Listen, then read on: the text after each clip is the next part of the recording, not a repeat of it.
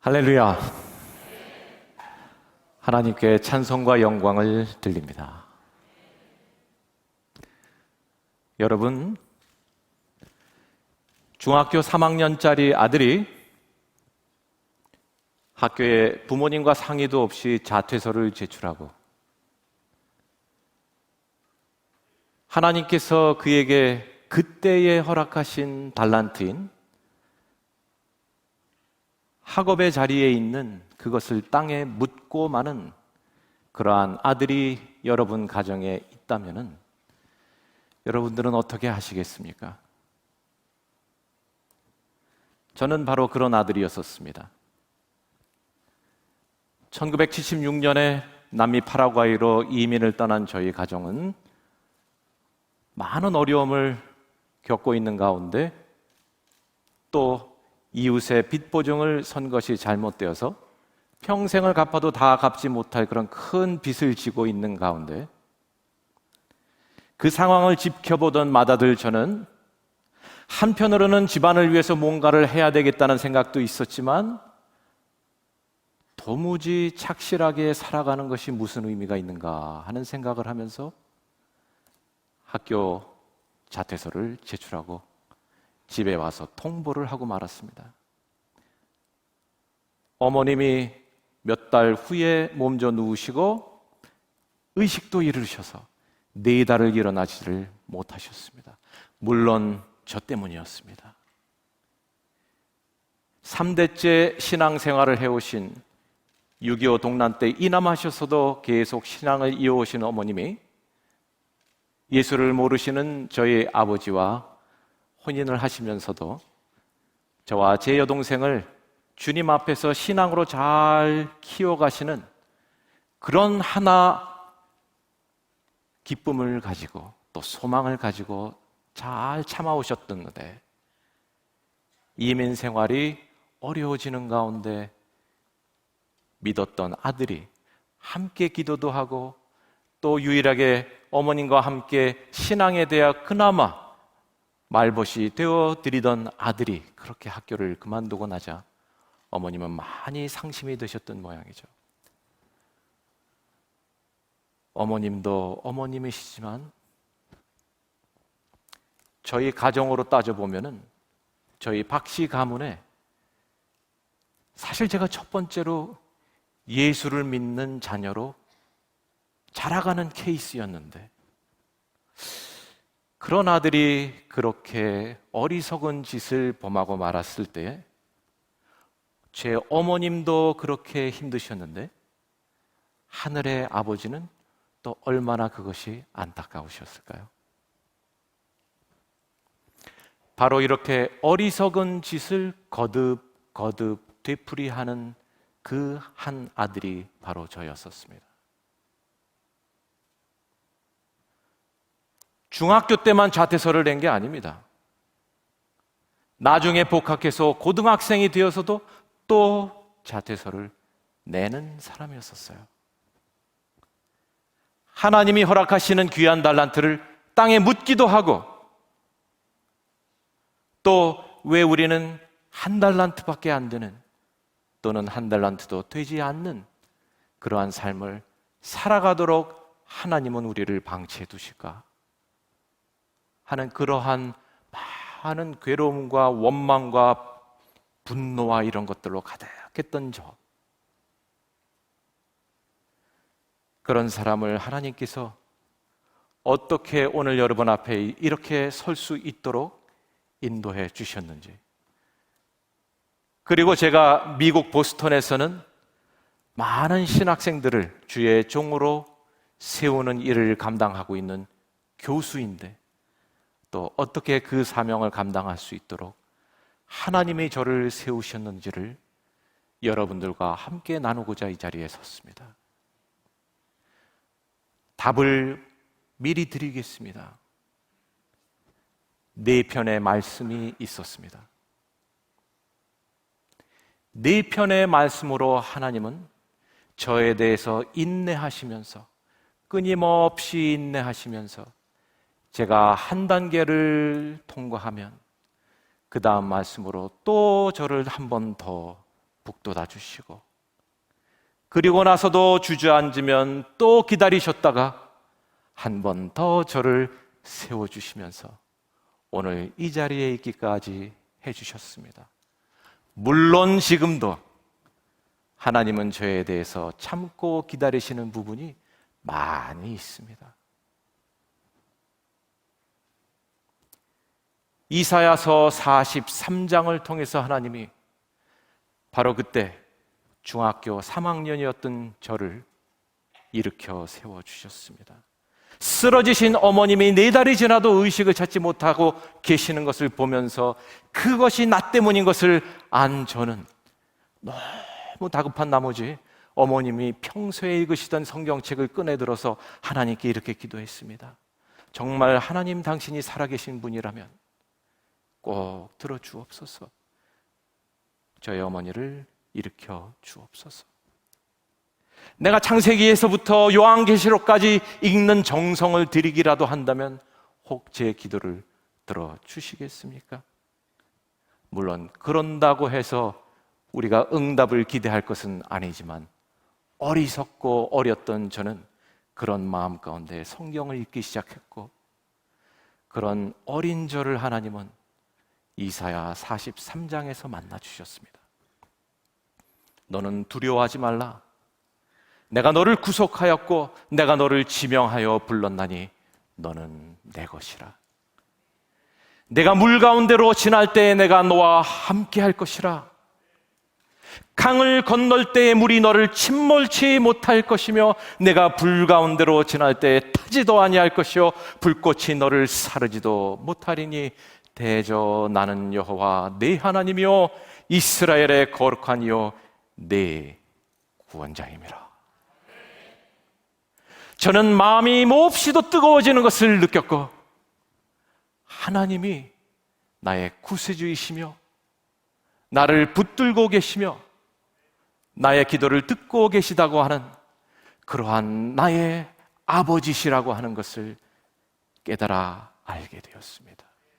어머님은 일어나셨고 1년 후에 저는 학교로 복학할 수가 있었습니다. 한국에서 이민을 떠나서 제가 부지런히 배워야 했던 것이 스페인어였는데 어머님이 저 때문에 그렇게 다치셨다가 일어나시고 나니까 제가 작정을 했습니다. 어머님을 위해서, 나 때문에 하지 않으셔도 되는 수고를 하신 어머님을 위해서 내가 뭔가 하나를 더 할 수 있을까? 영어를 배우자. 그래서 영어를 열심히 배워가지고 파라과이에 있는 외국인 학교에 제가 진학을 해서 중학교를 마치고 고등학교를 마쳤습니다. 졸업반이 되어서 대학을 진학할 때가 되었습니다. 하버드 대학에 원서를 냈습니다. 재정 보증만 끝나면 모든 순서가 다 끝나는 지점까지 이르렀습니다. 하지만 안타깝게도 저는 다시 한번 학교에 자퇴서를 내고 그날서부터 털가죽 가공 기술을 익혀서 공장에 출근을 하면서 저희 아버지께서 빚을 갚기 위해서 막 시작하신 그 공장의 기술자로 일을 하기 시작을 했습니다. 그런데 얼마 안 지나서 그 파라과이에 야생동물 보호법이 생겼습니다. 그래서 저희가 막 이렇게 일으키기 시작했던 공장은 불법, 영업소로, 그렇게, 영업소는 아니죠. 불법 공장으로, 기업으로 그렇게 낙인이 찍히고 말았습니다. 어떻게 하면 그 시설을 이용해서 다른 무언가를 해볼 수 있을까? 그래서 집안의 빚을 해결할 수 있을까? 아무리 고민하고 아무리 노력을 하고 아무리 애써봐도 돌파구가 보이지 않았고, 그것이 하루 이틀도 아니고 많은 세월을 지나다 보니 저는 서서히 분노에 가득 차지고, 그리고 하나님에 대한 원망이 몹시도 커졌습니다. 마치 마태복음 25장에 등장하는 한 달란트를 받은 사람이 땅에 묻었던 달란트를 그 주인에게 내놓으면서 이렇게 말하는 것과 비슷했습니다. 주인이여, 당신은 굳은 분이십니다. 심지도 않은 데에서 거두는 굳은 분이십니다. 제가 하나님에 대해서 갖는 마음이 꼭 그랬었습니다. 그런 가운데 저는 마음만 상한 것이 아니라, 하나님에 대한 원망만 커진 것이 아니라 몸까지 아파서 눕고 말았습니다. 그러고 있던 어느 날 하나님께서 또 한 번 저를 찾아와 주셨습니다. 제 마음속에 한 말씀을 쾅 집어넣어 주셨는데 이런 말씀이었습니다.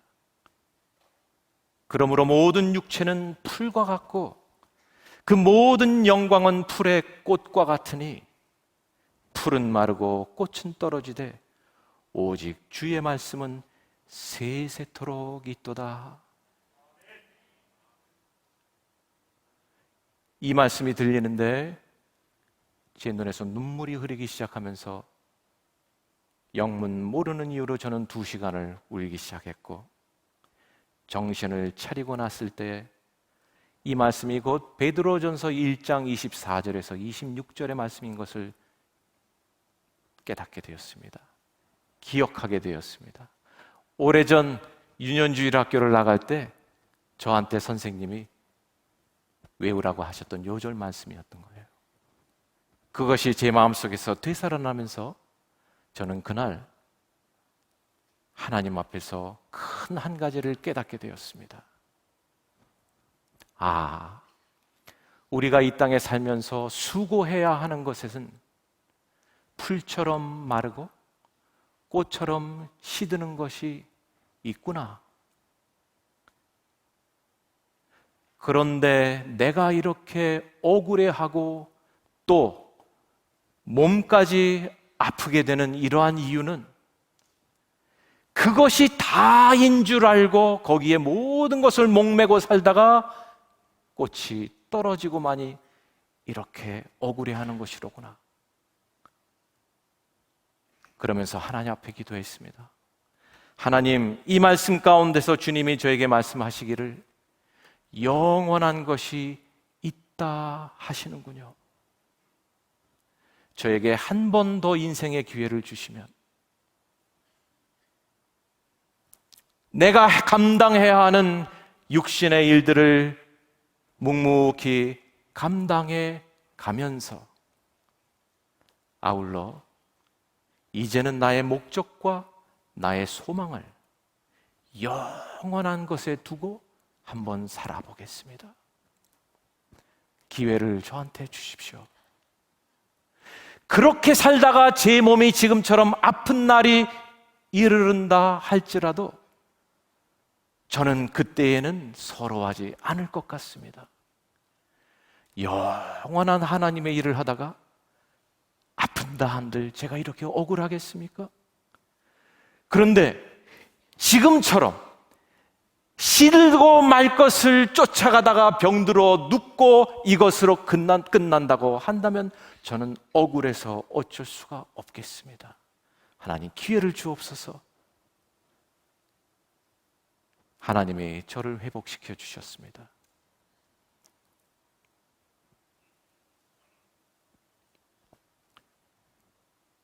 얼마 후에 하나님이 저에게 좋은 기회를 열어주셨어요. 학비가 없어도 가서 공부할 수 있는 곳이 생겼습니다. 이스라엘. 저희 목사님이 그렇게 알려주셨어요. 그래서 이스라엘에 유학을 가서 그곳에서 대학을 졸업하고 제가 원하던 공부를 할 수 있게 되었고, 하나님은 그때 저희 가정의 빚의 문제도 아울러서 해결을 해 주셨었습니다. 사실 이스라엘에 도착해서 보니까 학비가 굉장히 비쌌고 생활비가 아주 비싼 나라였는데, 제가 이스라엘로 떠날 때 편도 비행기표 밖에는 끊을 형편이 못 됐기 때문에 돌아갈 표가 없어서 어쩔 수 없이 이스라엘에 묶여서 공부를 했었습니다. 지나고 보니 하나님이 처음부터 그런 곳이었다고 얘기해 주셨으면 안 갈 곳이었는데, 하나님이 적당하게 알게 해주셔서 따라갔고, 지나고 나서는 정말 감사하는 그러한 자리에 이르게 되었습니다. 세 번째 제게 주어진 말씀이 또 있었습니다. 이스라엘에서 대학을 졸업을 하고 미국의 고든 코넬이라고 하는 신학대학원에 입학 원서를 냈습니다.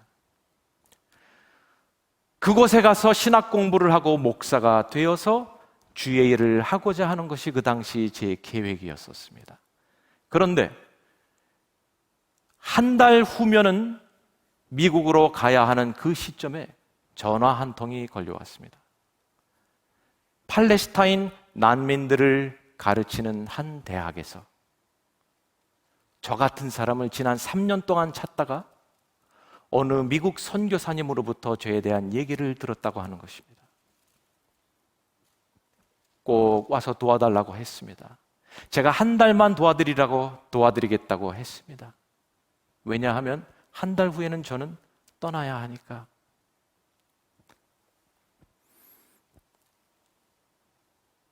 가서 보니까 제가 평소에 알던 것처럼 이스라엘의 팔레스타인 난민들은 철창 안에 갇혀서 그 안에서 태어나고 그 밖으로 나오지도 못하고 그 안에서 평생을 살아가는 사람들이었습니다. 비록 성지 이스라엘에서 태어났는데 베들레헴에 설치된 난민 수용소 외에는 이스라엘에 대해서 아무것도 아는 것이 없습니다. 유대인들에게 부탁을 한들 그들이 와서 팔레스타인 난민들에게 성지에 대해서 가르쳐 주겠습니까? 어느 누구가 그것을 해주겠습니까? 그런데 저 같은 외국인이 이스라엘에 대한 전문가가 있다고 하는 얘기를 듣고 요청을 해왔어요. 저는 전공이 이스라엘 고고학이었습니다. 이스라엘 땅을 제 손바닥처럼 아는 사람이었었어요. 그래서 제가 들어가가지고 성지에서 태어난 그 팔레스타인 학생들에게 그들의 땅에 대해서 가르쳐 주기 시작했습니다.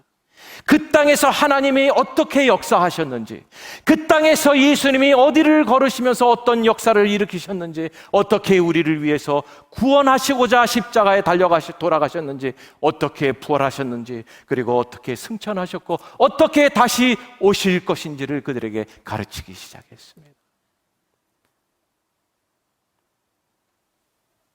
한 달이 지나서 저는 이제 미국으로 가야 합니다. 고든 코넬 신학대학원에 가야 합니다. 그런데 떠날 수가 없었습니다. 그 학생들이 이미 제 마음 가운데 깊이 들어와 있었어요. 그때 하나님이 제게 주신 세 번째 말씀 앞에 무릎을 꿇고 결단을 해야만 했었습니다. 그 세 번째 말씀은 이사야서 61장이었습니다. 주 여호와의 영이 내게 내리셨으니 이는 여호와께서 내게 기름을 부으사 가난한 자에게 아름다운 소식을 전하게 하려 하심이라. 나를 보내사 마음이 상한 자를 고치며 포로된 자에게 자유를, 갇힌 자에게 노임을 선포하며 여호와의 은혜의 해와 우리 하나님의 보복의 날을 선포하게 하심이라. 나는 이들을 뒤로 하고 미국 고든 코넬에 가서 신학 공부를 해서 장차 하나님의 일을 하고자 계획을 세우고 있었는데, 당장 내 눈앞에 이 말씀에서 언급하고 있는 가난한 자들, 갇힌 자들, 포로된 자들이 제 앞에 있는 것이었습니다. 그리고 하나님은 말씀을 통해서 그들을 위하여서 여호와 하나님의 위로를 전하라는 말씀을 하고 있었습니다. 저는 그때 하나님 앞에 결단을 했습니다. 하나님, 순종하겠습니다. 고든 코넬의 편지를 띄웠습니다. 미안합니다. 제가 갈 수 없게 되었습니다. 제가 이곳에서 해야 하는 일이 있기 때문에. 그래서 저는 3번째로 학교 진학을 포기하게 됩니다. 그리고 6년 동안 팔레스타인들을 섬기기 시작했습니다. 그 사역이 힘든 사역이었는데 시작할 때 하나님은 지금 제 아내를 만나게 해주셔서 그 아내의 기도와 또 격려와 그리고 헌신에 힘입어 그 6년의 사역을 감당할 수 있었습니다. 달란트를 땅에 묻고자 했던 한 소년을 하나님이 말씀 가운데에서 소생시켜 주시고, 달란트의 주인을 왜 당신은 나를 위해서 이것밖에 못하십니까? 원망하던 그 청년을 하나님이 베드로서의 말씀을 통해서 일깨워 주시면서 내가 왜 소망을 다른 곳에 두고 있느냐? 내가 너를 위해서 예비한 내 나라의 유업이 있는데 왜 그곳에 소망을 두지 못하느냐? 일깨워 주심으로 말미암아 저는 묻었던 달란트를 다시 끄집어낼 수 있었 간증자가 되었고, 이제 3번째의 말씀을 통해서 이사야서의 말씀을 통해서 저는 나를 살리신 그 말씀은 비록 나를 살리시는 것에 그치고자 하시는 말씀이 아니라, 그렇게 해서 하나님 앞에 생명을 얻은 사람은 그 말씀에 순종하기를 배우기도 해야 한다는 사실을 깨닫게 되면서 제 삶은 달라지기 시작했고, 제 손에 들려있던 보잘것없이 보였던 그 한 달란트는 또 다른 달란트를 남기기 시작했습니다. 그런데 그 달란트는 저를 위해서 불어나는 달란트가 아니었고, 내 이웃의 삶 가운데 한 달란트 또 한 달란트씩 만들어져 가고 있었습니다. 6년이 채워진 후에 하나님께서 저의 사역의 지경을 넓히신다고 하는 그러한 마음을 받게 되었습니다. 그런데 정말 하버드 대학에서부터 연락이 왔습니다. 저를 박사 과정생으로 받아주겠다는 것이었습니다. 제가 이전에 진학하기를 가정 형편 때문에 내려놓았던 그 학교에서 저를 받아주어서 저는 그 학교에서 박사학위를 마치게 됐습니다. 박사학위를 마치고 났는데 한 신학교에서 저에게 구약학 교수로 와달라는 것이었습니다. 그 신학교는 다름 아닌 고든 코넬 신학교. 제가 팔레스타인 사역을 시작하기 위해서 진학을 포기했던 그 신학대학원에서 저를 교수로 오라고 초청을 해주셔서 제가 작년까지 학장으로 그 학교에서 행정과 가르침을 함께 하고 있다가 금년서부터는 가르치는 일에만 전념을 하고 있습니다. 그런데 하나님이 왜 나를 고든 코넬로 보내셨을까 싶었는데 막상 일을 시작을 하고 보니까 고든 코넬이 그동안에는 영어로만 신학교육을 해왔는데 미국은 지금 5명 중에 1명이 영어를 모르는 사람들이 그 땅을 살고 있습니다.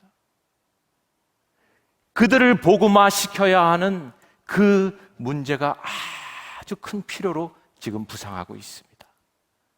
그래서 그러한 많은 비영어권의 이민자들의 사역자들을 기르기 위해서 제가 그곳에 있으면서 이제 제가 제 모국어처럼 구사할 수 있게 된 스페인어로 신학교육을 받을 수 있게 하는 과정을 시작했고, 또 제가 살던 파라과이 옆에 나라의 언어인 포르투갈어로 또 신학 공부를 할 수 있는 과정을 개설하게 되었고, 또 IT 출신의 사람들이 공부할 수 있도록 프랑스어로 신학 공부를 시작할 수 있게 되었고, 또 코로나 사태가 발생하면서 모든 세상이 줌으로 강의를 하다가 보니까 그 이민자들을 위해서 개설한 프로그램들이 이제는 이민자들을 넘어서서 그들의 모국 땅에서 줌으로 연결을 해서 공부를 할 수 있는 그런 기회까지 열리게 되었습니다. 그리고 이제는 레바논에서, 중동에서, 아랍권에 있는 학생들까지 줌으로 연결을 해서 제 강의를 듣게 되었습니다. 아, 하나님이 이 일을 하라고 나를 여기에 보내셨구나 하는 것을 깨닫게 되었습니다. 이런 깨달음이 있고 또 즐거움이 있고 그 일에 정말 제가 큰 기쁨을 누리게 되던 어느 날, 남미 온두라스에서 저에게 초청장이 왔습니다. 그곳의 현지 사역자들 26명이 모여서 일주일 동안 집중 강의를 듣고자 하는데 와서 가르쳐달라는 것이었습니다. 여러분, 남미 땅은 제가 아주 오래전에 그 땅을 떠날 때 저에게 주어진 한 달란트를 묻었다 뺐다 묻었다 뺐다를 반복하면서 떠났던 땅이었습니다. 그런데 제가 이제 그 남미 땅을 다시 밟게 되었는데, 저한테는 이제 하버드 대학 박사라고 하는 학위가 주어져 있었고, 고든 코넬 신학대학원이라고 하는 곳에 교수직과 학장직이라고 하는 그러한 명함이 저에게 붙어 있었습니다. 저는 의기양양하게 그 땅을 밟으면서 이제는 더 이상 한 달란트가 아닌 5달란트의 사역을 할 수 있으려는 기대 가운데 그 땅을 밟았는데, 하나님의 계획은 달랐습니다.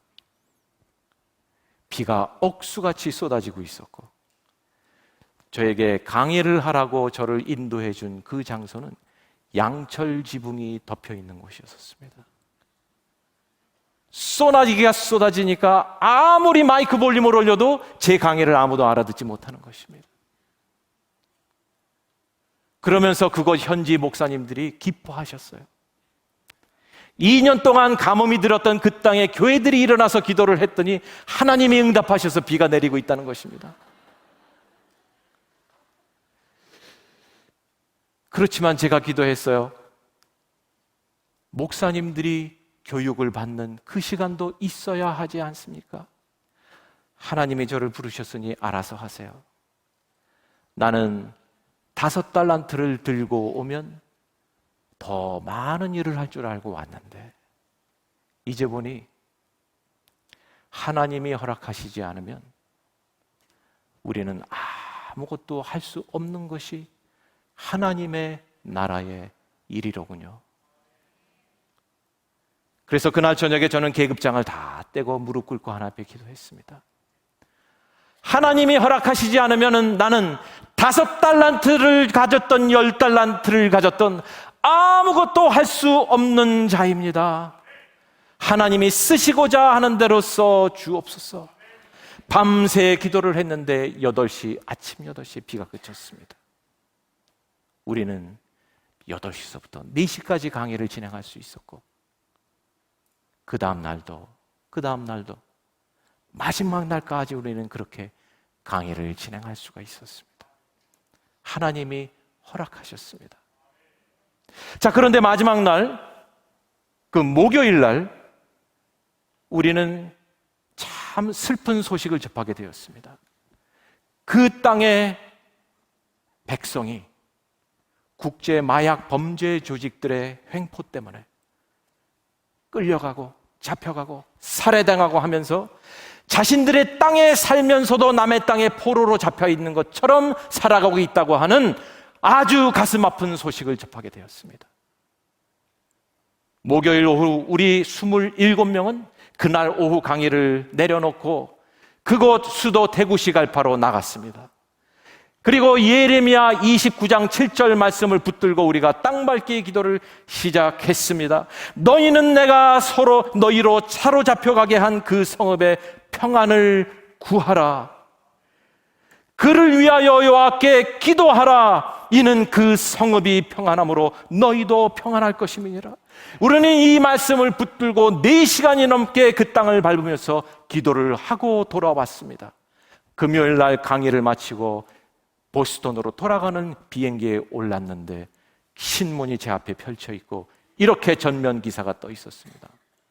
목요일 오후 테구시갈파 시내 3곳에서 온두라스 군경과 경찰 그리고 특수경찰들이 판들야 18이라고 하는 국제 마약 범죄 조직과 총격전이 벌어져서 단 한 명의 인명 피해도 내지 아니하고 그들을 소탕했는데 10수년 만에 처음 있는 일이었다는 것이었습니다. 바로 우리가 땅밟기 기도를 하고 있던 그 시간에 더욱 놀라운 것은 그들이 준비하고 있는 게 있었는데 바로 그 다음 날인 토요일 테구시갈파 시내를 불바다로 만들고자 박격포 50대를 준비해 두었다라는 것이었습니다. 그게 다 적발되었어요. 땅밟기 기도가 불바다가 될 뻔한 그 도시를 살린 것이었습니다. 그래서 저는 드디어 제가 그곳에 가지고 간 5달란트가 제 역할을 하는 줄 알았어요. 그렇게 돌아와서는 제가 월요일 날 아침에 제 사무실에 출근을 했는데 누군가가 제 사무실을 두들겼습니다. 문을 열고 들어오시는 분은 60이 넘어서야 신학 공부를 시작하실 수 있었던 개척교회의 나이 많은 여자 목사님이셨어요. 힘들게 목회를 하시는 브라질 출신의 그분이 제 사무실을 들고 들어오시면서 교수님, 지난 목요일 날 무슨 일이 있었나요? 하시는 거예요. 어떻게 하셨어요? 저하고 제 남편이 자고 있는데 새벽 5시에 누가 우리를 깨우는 거예요. 빨리 일어나서 박성영 교수와 그의 학생들을 위해서 중보기도하라. 그래서 그 소리를 듣고 우리가 너무 놀라서 깨서 같이 금식 기도를 했는데 영문도 모르고 했는데 도대체 무슨 일이 있었죠? 그 소리를 듣고 제가 깨달은 바가 있었습니다. 하나님이 테구시갈파 그 도시를 살리시고자 했을 때 역사하신 그 한가운데에 있었던 사람은 5달란트를 가지고 갔던 제가 아니라 뒤에서 저를 위해서 중보하고 있었던 1달란트의 목회를 하고 있는 한 나이 많은 여자 목사님이셨다는 것을 그날 깨달았습니다. 그러면서 제가 그때 다시 각성하면서 발견한 것은 바로 이런 사실이었습니다. 제가 지금 쥐고 있다고 하는 5달란트는 애당초 하나님이 나에게 쥐어주셨던 1달란트 이외의 그 나머지 모든 것은 내 주변에 있는 하나님의 사랑하는 내 이웃들이 나를 위해서 빌려준 달란트였다고 하는 것을 발견하게 되었습니다. 그날 그 테구시갈파 현장에서 저는 저의 1달란트와 그 여자 목사님이 제 손에 또 빌려주셨던 1달란트와 저의 동료 목사들이 함께 기도했던 달란트들, 그리고 집에서 저를 위해서 기도하고 있는 제 아내가 쌓고 있었던 그 기도의 달란트, 또 저의 가족과 저의 부모님이 저를 위해서 드리시고 계셨던 그 달란트, 이런 것들이 5달란트를 이루어서 그곳에 저는 사역을 하고 있었다는 것을 알게 되었습니다. 그래서 저에게 지금 묻는 분들이 있습니다. 지금은 5달란트 사역을 하시죠? 예, 저는 5달란트 사역을 지금 하고 있습니다. 그런데 저의 5달란트가 아닌 저를 위해서 그동안 애써주셨던 저의 부모님, 저를 가르쳐주셨던 저의 스승님들, 지금도 저를 위해서 중보하고 있는 저의 아내, 제 주변에 허락하신 하나님의 사랑하는 일꾼들이 저에게 모아주고 있는 달란트를 가지고 지금 저는 현재 5달란트의 사역을 하고 있습니다. 여러분, 마태복음 25장에 이렇게 말씀을 하고 있습니다. 5달란트를 남긴 그 종에게 주인이 이렇게 말씀을 하십니다. 잘하였도다 착하고 충성된 종아, 네가 적은 일에 충성하였구나. 내 기쁨에 동참할지어다.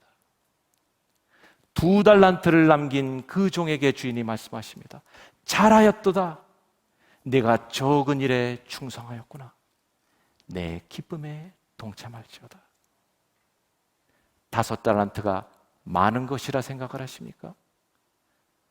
1달란트는 적은 것이라 생각을 하십니까?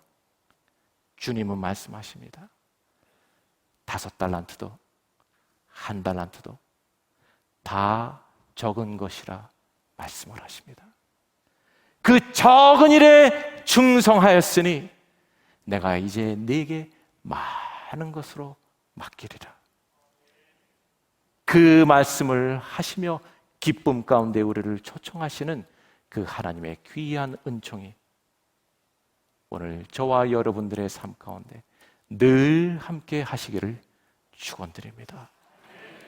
그리고 저는 이제 저와 함께 제 손에 그 1달란트를, 중보의 달란트를 제 손에 늘 얹어주었던 제 아내를 이제 단으로 초청하겠습니다.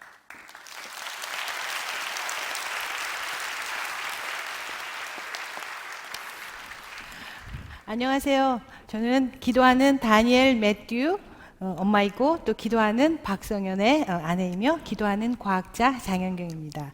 우선 여러분들을 만나게 돼서 너무너무 기쁘고요. 여러분들을 만나게 해주신 하나님을 찬양합니다. 저는 성경에 나와 있는 많은 인물들, 우리의 선진들을 좋아하는 인물들이 많은데 그 중에서 제가 가장 좋아하는 인물은 사도행전 12장에 나오는 비천한 여정 로데입니다. 여러분도 아시다시피 로데는 베드로의 풀려남을 위해 마리아의 집에서 모여서 기도하고 있던 그 무리들이 베드로가 왔을 때 베드로의 그 풀려남을 위해서 기도하고 있는 무리들이 있는데 그 무리들은 막 기도를 하고 있고 그 다음에 베드로가 왔어요. 하나님께서 풀려나게 해주셔서. 근데 베드로의 그 본 것을 처음으로 그 무리들에게 알린 그 여인입니다. 그럴 때 무리들이 믿지 않을 때, 중보 기도를 하고 있으면서도 믿지 않을 때 베드로가 왔어요 하고 믿지 않을 때 비천한 여정의 신분이지만 로데는 담대하고 강하게 그들에게 전합니다. 베드로가 왔어요. 그래서 여러분, 저는 지금 여기에 그 비천한 여정 로데의 심정으로 여기에 여러분 앞에 섰습니다. 그래서 저는 여러분들에게 하나님께서 저에게 베푸시고 그 선대하여 주신 많은 하나님의 역사를 여정 로데처럼 힘써 말하여 여러분들에게 전하고자 합니다. 그것은 또한 하나님께서 아무것도 모르는 저에게 선교사의 아내뿐만이 아니고 또 선교사의 삶을 살게 하셨고, 그런데 그 선교사의 삶을 살게 하신 것이 하나님께서 말씀으로 인도하여 주셨습니다. 그래서 말씀으로 인도하여 주신 그 저의 이야기를 로데의 심정으로, 하나님의 그 크신 이야기를 로데의 심정으로 저만의 이야기가 아닌 여러분도 앞으로 경험하시고 또 경험하게 되실 그 이야기를 한번 여러분께 나누어 보겠습니다. 저는 예수는 믿지 않지만 심하게 베푸는 것을 좋아하신 부모님에게서 사남매 중 둘째로 태어났습니다. 한국의 보통의 가정처럼 자녀 교육에 관심은 많이 있으시지만 유학을 보낸다거나 경제적으로 크게 풍족하지 않아서 그럴 형편은 되지 않는 그런 가정에서 태어났습니다. 근데 초등학교 때 성경 학교를 나가기는 했지만 어머님께서 집안에 주의 종교가 있으면 안 된다라는 말씀에 따라서 다니지 않다가 고등학교 때 저의 친구의 1년 동안의 기도를 힘입어 제가 예수님을 구주로 영접하게 되었습니다. 그 후에 참고로 저희 어머님은 그 후에 권사님이 되셔서 지금은 이제 열심히 교회에 다니고 계십니다. 근데 제가 고등학교 때 예수님을 구주로 영접하고 난 후에 저에게는 두 가지의 끊임없는 질문이 있었습니다. 첫 번째는 하나님 한 분만 계시면 충분합니다 하고 내가 살 수 있을까? 그게 전부 첫 번째 의문이었고요. 두 번째는 하나님이 이렇게 많은 사람들이 있는데 하나님이 나를 정말 아실까? 하나님은 나를 기억하고 있을까? 그게 너무 의문이었어요. 그런데 하나님은 신실하게 저의 이 일생을 통하여 그 두 가지 질문에 신실하게 응답하여 주셨습니다. 제가 지금부터 이야기를 시작할 때 여러분들 제가 지금 던진 이 두 질문을 염두에 두시고 한번 들어보세요. 하나님께서 어떻게 이 두 가지의 질문에 신실하게 응답하셨는지. 저는 한국에서 대학원을 졸업하고 과학기술원 연구원으로 일을 하다가 유럽으로 1992년도에 유학을 가게 되었습니다. 근데 유럽의 날씨가 너무 안 좋아서 성지순례를 가는 기회가 있어서 이스라엘로 성지순례를 갔는데, 성지순례를 가니까 그 가나 혼인잔치 교회에서 들어가는 입구에 그 결혼 기도 제목을 써놓는 것이 있더라고요. 그래서 제가 사람들이 결혼 기도 제목을 써놔서 저도 결혼 기도 제목을 16가지를 썼습니다. 여기 그래서 첫 번째, 외국어를 잘하는 배우자. 제가 외국어를 잘 못하거든요. 그래서 외국어를 잘하는 배우자. 두 번째, 선교에 헌신한 배우자. 세 번째, 어머니는 권사님, 아버지는 장로님이신 믿음의 가정에서 성장한 배우자. 이렇게 쭉 있고, 제가 다 읽을 수는 없고요. 마지막에 하나 넘겨주세요. 몸과 마음이 건강한 배우자. 이렇게 이제 16가지를 썼습니다. 그런데 제가 이 기도 제목을 작성하면서도 사실 제가 믿음이 없었어요. 그냥 이렇게 생각나는 대로 쓰긴 했는데 이게 과연 이루어질까? 의심을 하고 그 다음에 또 제가 돌아와서 계속 기도는 했습니다. 그렇지만 믿음이 없어서 제가 이거 뭐 이루어지겠어 하고 생각을 했어요. 그런데 정확하게 8개월 후에 제가 그 당시 유럽에 있다가 이스라엘로 그 유학지로 옮겼거든요. 정확하게 이 기도 제목을 거기에 올려드린 후 8개월 후에 하나님께서 저에게 꼭 맞는, 정말 이 16가지에 합당한 배우자를 만나게 하셨어요. 잠깐 제가 하나님께서 어떻게 신실하게 이 기도에 응답하셨는지 잠깐 제가 설명을 드리면, 세 번째, 어머니 권사님, 아버지 장로님인 믿음의 가정에서 성장한 그 배우자. 근데 저희 시아버님은 불신자이셨다가 예수를 영접하시고 저희가 결혼하기 1년 전에 장로장립을 받으셨다고 하더라고요. 그 다음에 그 6번째 기도 제목인 성격이 온유하고 느긋한 배우자. 저희 남편 정말 온유합니다. 어떨 때는 제가 예수님을 보는 것처럼 온유해요. 근데 굉장히 느긋합니다. 그래서 제가 어떨 때는 막 속이 뒤집어집니다. 이렇게 하나님은 신실하게 저희 기도에 응답하셨습니다. 정확하게 8개월 후에 저는 저와 저 남편은 700불, 그러니까 우리 돈으로 한 75만 원 정도 되겠죠? 75만 원의 그 결혼 자금을 가지고, 부모님은 참석하시지 않았지만 예루살렘에서 저희가 결혼을 했습니다. 그렇게 이제 믿음으로 결혼을 했는데 사실 저희가 둘 다 학생이었기 때문에 경제적으로 참 어려웠습니다. 근데 하루는 은행에서 연락이 왔는데 저희가 발행한 수표가 부도가 났다는 거예요. 그래서 근데 오후에 연락이 와서 은행에 가지는 못하고 어떡하지 하다가 우리 가면 기도회를 하자. 그래서 저희 남편과 저녁을 금식을 하고 기도회를 시작을 했습니다. 근데 기도회를 시작하면서 제가 하나님 돈을 주세요. 우리 지금 수표가 그러니까 부도가 나서 정말 힘들게 됐습니다. 돈을 달라고 기도를 하는데 하나님께서는 그 기도를 자꾸 선교 쪽으로, 세계 복음화 쪽으로 기도를 바꾸시더라고요. 그래서 저는 하나님 돈을 주세요. 근데 자꾸 이렇게 선교 기도가 나오는 거예요. 그랬더니 저희 남편이 그러면 기도의 방향을 바꿔야 된다고 해서 이제 기도를 시작을 하는데, 하나님께서 전 세계 한 바퀴를 돌아서 선교사의 자녀라든지 또 선교의 방향, 선교 전략, 선교사들의 건강, 이거를 계속 기도를 시키시더라고요. 그래서 밤새도록 저희가 기도를 했습니다. 그리고 아침에 돼서 은행에 찾아갔더니 오직에 그거는 경고였다고. 그냥 너희들은 아무 문제가 없다고. 그래서 우리를 위로를 하더라고요.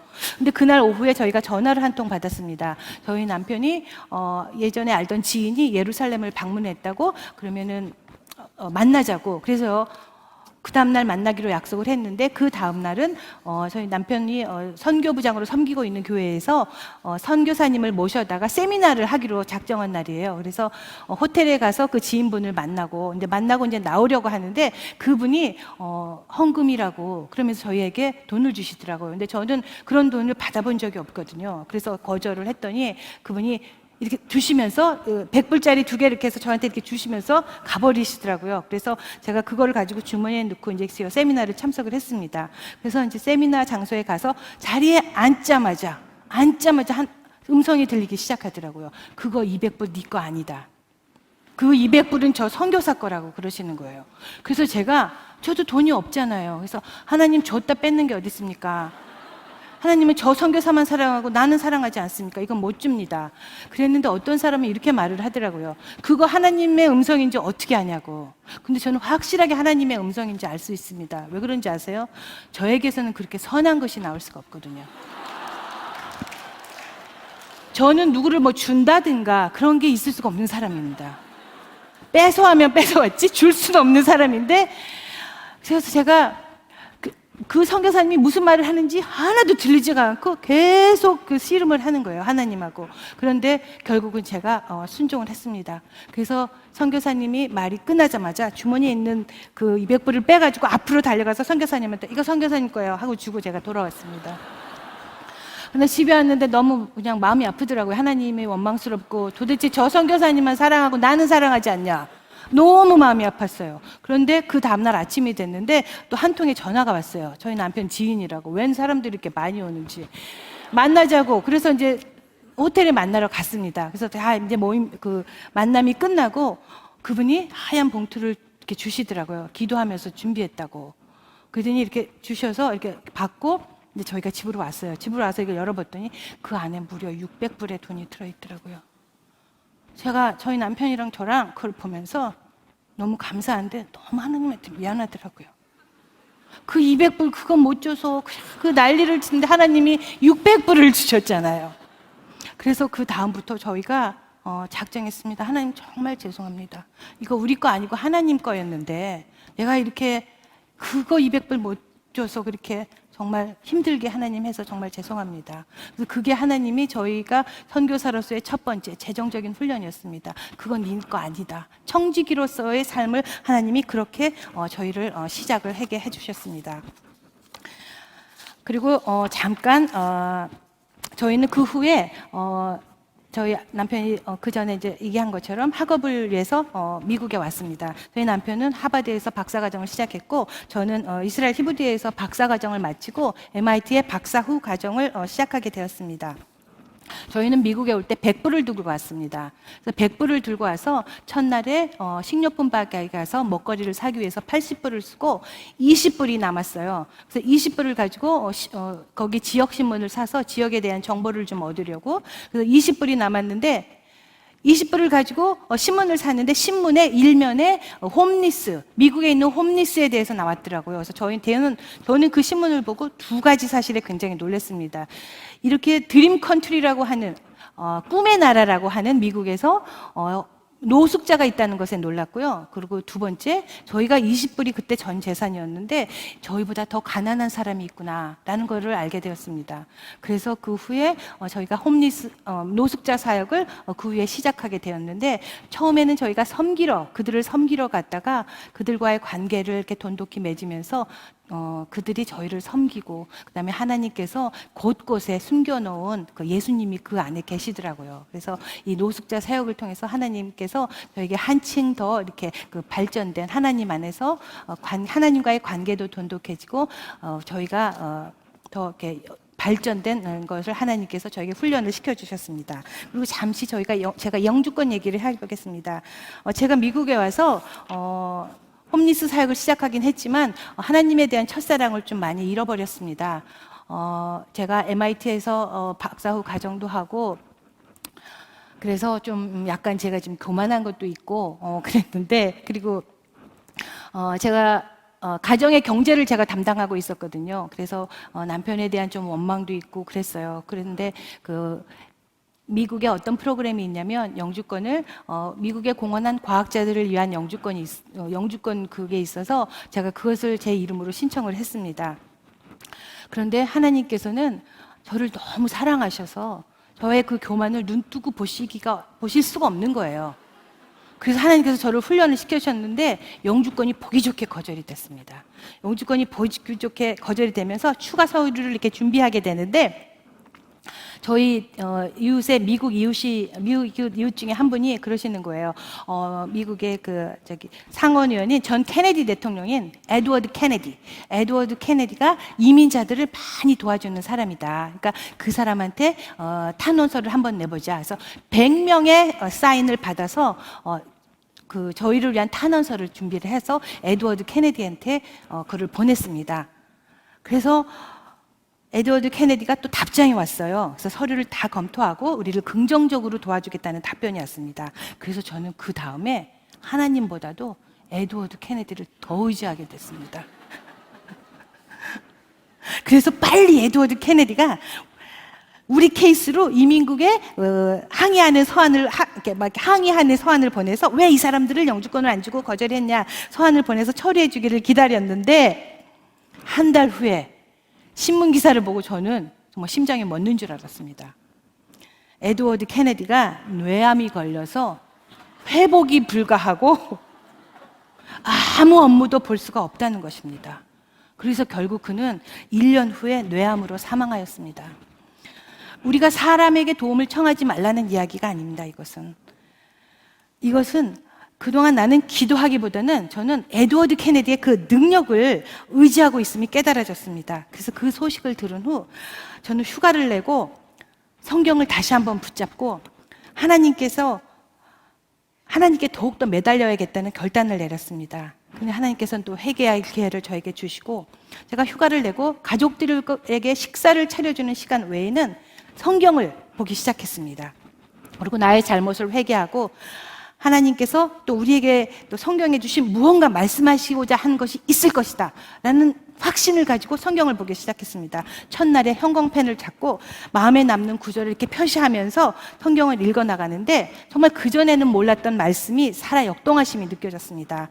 그동안 제가 좀 성경을 내가 좀 많이 읽었다라고 생각했는데 생전 처음 보는 듯한 구절이 너무너무 많더라고요. 그리고 또 레이기가 그렇게 재밌는지 처음 알았습니다. 그리고 제가 시편을 읽을 때는 막 큰 소리로 제가 읽었어요. 그래서 내가 읽으면서 내가 귀로 듣고 그러니까 더 은혜가 더해지더라고요. 그리고 또 하나님께 고통을 이렇게 토로하면서 찬양으로 마무리하는 다윗의 그 믿음이 너무너무 부러워서 정말 다윗을 닮고 싶었습니다. 그리고 제가 지금 현재 겪고 있는 다윗의 고통이 시편에 다 나와 있더라고요. 그리고 다윗도 나만큼 힘들었구나 라고 제가 그 성경을 보면서 알게 되었습니다. 그러면서 또 어떤 말씀은 성경에서 이렇게 읽다가 보니까 말씀이 튀어나와가지고 저에게 이렇게 꽂히더라고요.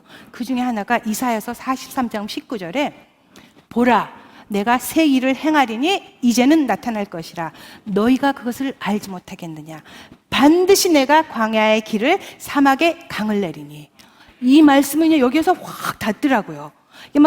말씀이 꿀송이처럼 달다는 것이 실감이 나는 경험이었습니다. 그래서 이렇게 일주일을 6일 동안 하루에 8시간씩 성경을 다 통독하고 나니까 신기한 마음이 들었습니다. 영주권이 거부된 것이 나에게 고난이 아니고 내 안에 성령의 기름 부으심이 없는 것, 예수님의 부재가 고난임이 느껴졌습니다. 미국 영주권이 있고 없음보다 하늘 시민권에 내 초점이 맞춰졌고 그러자 영주권이 승인이 되든 안 되든 이 미국 땅에 살든 추방이 되든 모든 것이 하나님의 주권 아래에 있는데 내가 왜 이렇게 걱정을 하지? 이런 마음이 들었습니다.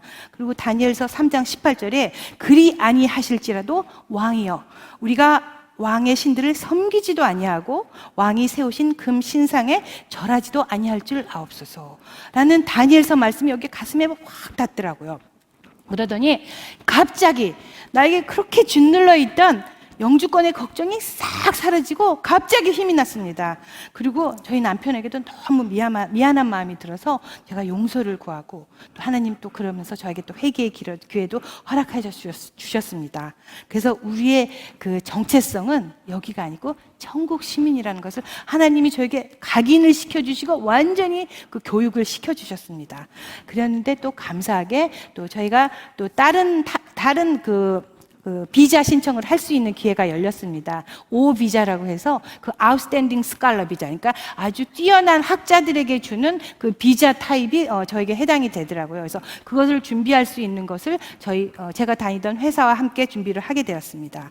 그래서 이제 그거를 준비하기로 하고 그동안에 제가 영주권 때문에 너무 힘들어서 잠깐 노숙자 아울리치를 좀 쉬었었거든요. 그런데 다시 노숙자 아울리치를 준비하면서 노숙자 아울리치를 나가기 전에 하나님께 제가 이렇게 기도를 했습니다.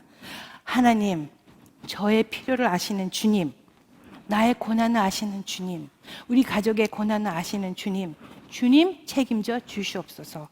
저는 주님의 사람들의 밥을 먹이러 갑니다. 이렇게 기도를 했습니다. 그리고 노숙자 봉사를 나갔는데 거기서 마침 그 남미 출신 형제와 이야기를 나누게 되었고 다 이야기를 나눈 후에 제가 기도 제목을 달라고 했습니다. 제가 기도를 하겠다고. 그랬더니 그 사람이 하는 말이 영주권이 거부되어서 너무 힘들다고 이걸 기도해달라고 저에게 그러더라고요. 근데 그 사람이 말을 마치자마자 그 사람의 그 힘든 그게 저한테 확 와닿으면서 제가 눈물이 나오면서 그를 위해서 손을 잡고 그렇게 울면서 기도를 했습니다. 하나님, 이 사람을 불쌍히 여기셔서 꼭 영주권을 허락해 주시옵소서. 그러면서 제가 예수님의 마음도 알게 되었습니다. 예수님도 육신의 옷을 입고 이 땅에 오셔서 우리의 고통을 우리 입장에서 채울하신 것이잖아요. 그래서 저는 물론 저의 교만으로 얻어진 결과였지만 하나님은 나에게 남미 형제와 같은 똑같은 상황을 허락하셔서 그의 마음을 채울하게 하셨습니다. 그 이후에 그 오비자라는 것을 하기 위해서 캐나다에 갔습니다.